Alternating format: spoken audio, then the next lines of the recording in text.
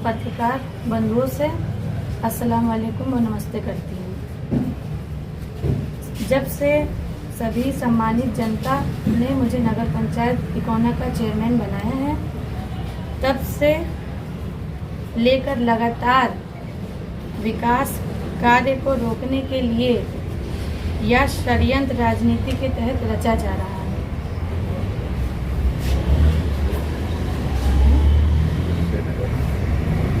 जिससे नगर पंचायत इकोना अध्यक्ष की छवि खराब हो। इस मामले को लेकर फर्जी तरीके से विपक्ष यह षड्यंत्र रच रहा है, लेकिन मैं आप सभी नगर की सम्मानित जनता से यह वादा करती हूँ कि मेरे या मेरे पति द्वारा जो भी वादा किया गया वो पूरा करूँगी। आप सभी मीडिया बंधुओं से निवेदन करती हूँ कि मीडिया द्वारा मेरी बातों को उच्च अधिकारी तक पहुँचाकर दोषी के खिलाफ जांच करवाकर नियमानुसार कार्रवाई करने की कृपा करें और पूरी जानकारी मेरे विस्तार से मेरे पति आपको बताएंगे।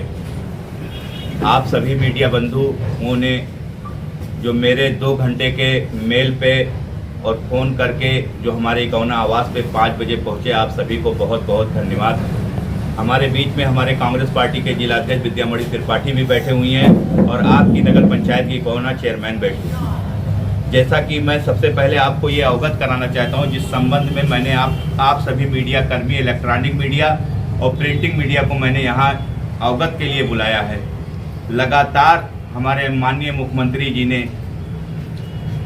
इकोना की नगर पंचायत की विकास कार्यों के लिए लगभग इस वर्ष कम से कम 20 करोड़ रुपया उन्होंने यहाँ अनुदान किया कि कम से कम नगर पंचायत इकोना की विकास गति तेजी से बढ़ाया जा सके। लेकिन यहाँ बैठे सत्ते में कुछ लोग माननीय मुख्यमंत्री जी की छवि खराब करने के लिए लगातार यह षड्यंत्र रचे जा रहे हैं और यह षड्यंत्र रच भी रहे हैं कि कैसे भी इनके विकास कार्यों को रोका जाए। तो मीडिया के माध्यम से मैं आप सभी को बताना चाहता हूं कि मेरी बात ये माननीय मुख्यमंत्री तक और यहाँ के जिला अधिकारी और यहाँ के जितने भी उच्च अधिकारी हैं, मंडल आयुक्त तक ये बात हमारी पहुँचनी चाहिए। जैसा कि 19 तारीख को शायद सोशल मीडिया के माध्यम से 19 मई को मुझे यह पता चला कि रानी उपाध्याय तालाब गौतम नगर स्थित एक मुक्ति धाम है, जहां पर एक फर्म द्वारा एक टेंडर के द्वारा एक धर्म कश्यप के फर्म के नाम से एक टेंडर की गई थी, जिसमें साफ सफाई के नाम पे एक टेंडर प्रस्तुत की गई थी कि उसमें जो झाली झंकड़ लगे हुए हैं उसको काट दिया जाए। जहां तक मुझे जानकारी है, उसी संबंध में मुझे सोशल मीडिया के माध्यम से पता चला, एक किसी व्यक्ति ने यह कहा कि हिंदू जनमानस के सारे पेड़ों को नगर पंचायत अध्यक्ष, नगर पंचायत अधिकारी, उनके ईओ और ठेकेदार के मिली भगत द्वारा इन पेड़ों को कटा लिया गया। मैं आपको प्रूफ द्वारा, जैसा कि आपको जानकारी होगी कि जब पेड़ कटते हैं या पेड़ की ठेकेदारी दी जाती है तो शासन को पहले एक फोटो प्रतिलिपि की जाती है और वो भी फोटो जो डेट वाइज खींची जाती है, जिसको बोलते हैं कि अरे क्या नाम है, ऑनलाइन फोटो खींची जाती है, जिसका डेट समय सब उपलब्ध रहता है। आपको इस फोटो के माध्यम से आपको इसमें लग रहा है कि जैसे नगर पंचायत अध्यक्ष, अधिकारी और फला के खिलाफ 500-600 पेड़ों का आरोप लगा हुआ है।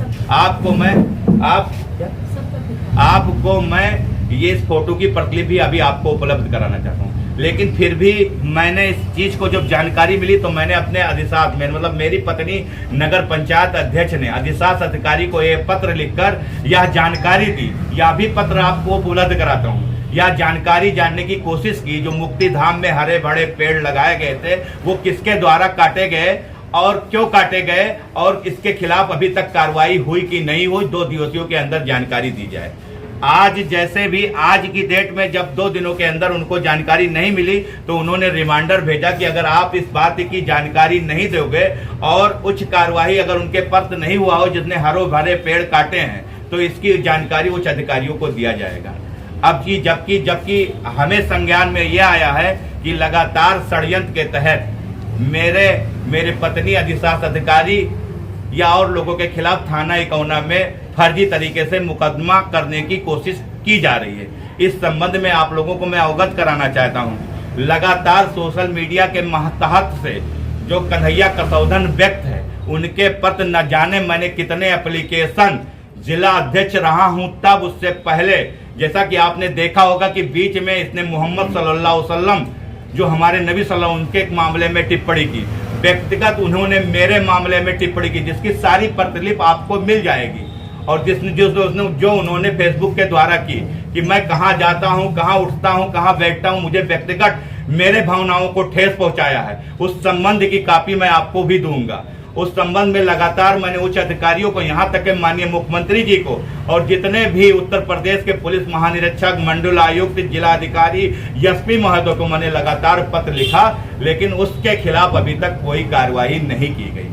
जो कि लगातार यहाँ षड्यंत्र के तहत श्रावस्ती में जो अमन चमन की श्रावस्ती है उसमें दंगा फैलाने की पूरी कोशिश कर रहा है। और लगातार मैं अधिकारियों को यह संज्ञान में दे रहा हूं कि इसके खिलाफ जांच कर उचित कार्रवाई करने की कृपा करें, लेकिन उसके खिलाफ कोई जांच नहीं होती। मेरी पत्नी जब नगर पंचायत अध्यक्ष में अपने ऑफिस को जाती है, तब वो लगातार अपने गुंडों के साथ वहां पहुंच के अंड संड बात कहता है और कहता है कि मैं जब तक आपकी पावर को सीज नहीं करा दूंगा तब तक मैं चैन से नहीं बैठूंगा। इसकी भी पत्र मैंने जिलाधिकारी को, माननीय मुख्यमंत्री को दिया हूं, लेकिन अभी तक कोई कार्यवाही नहीं हुई। उसी षड्यंत्र के तहत लगातार कुछ चंद लोगों को इकट्ठा करके मैं आपके मीडिया के माध्यम से कहना चाहता हूं, पूरे हिंदू के 80% 90% बाजार को कहो मैं इकट्ठा करा के एक बयान दिला दूं कि ये लगातार षड्यंत्र केवल इसलिए रच रहा है कि यहाँ कम से कम इसी कौना की शांति धरती पर, गाजी गौतम की धरती पर केवल बवाल और दंगा हो जाए।